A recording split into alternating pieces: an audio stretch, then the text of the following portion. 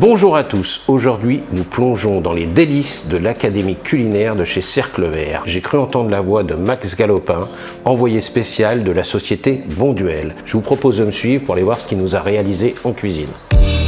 Héritier d'une lignée de pâtissiers, Max Galopin est en contact avec la nature depuis son enfance. Sa formation professionnelle, couronnée d'une mention complémentaire en pâtisserie, lui vient donc naturellement. Après 10 années passées dans la restauration commerciale, il est aujourd'hui conseiller culinaire en région Île-de-France pour la société Bonduelle.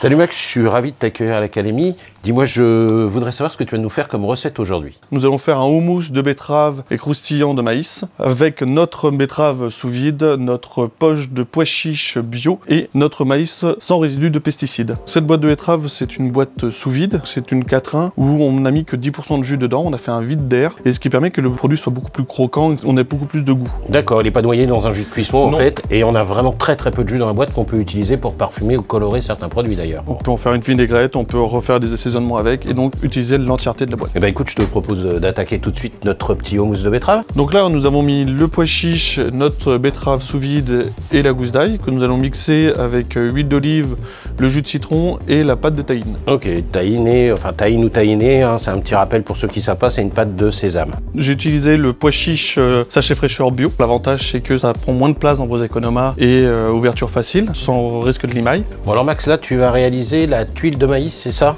Tout à fait. Du tahiné encore, du maïs. 0,001% de pesticides dedans, donc on a un produit un peu plus sain. Huile de pépins de raisin, fécule de maïs, sel, poivre et le tout au mixeur. Bon alors Max, là, tu as réalisé l'appareil à tuile avec le maïs. Ici, tu nous as fait un petit mélange. Tu m'arrêtes si je me trompe, hein, je crois que c'est des pois chiches, paprika, curcuma, une huile neutre. Et on va le mettre en cuisson à peu près une dizaine de minutes à 180 degrés de façon à avoir des pois chiches croquants ou croustillants pour la fin de la recette. Voilà, bah, pendant ce temps-là, je te propose de réaliser les tuiles.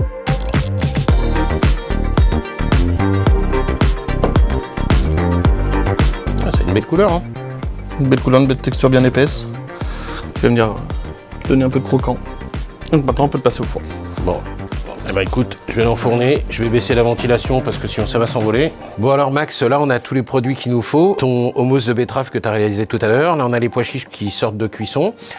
Tu nous as rajouté quelques petits ingrédients là, du légume en... Nous avons un trio de carottes jaune, orange et une violette. Couleurs, ouais. Un peu de radis. Un petit peu d'oseille rouge. De l'huile d'olive, du pavot et du sésame pour assaisonner. Et nos tuiles de maïs.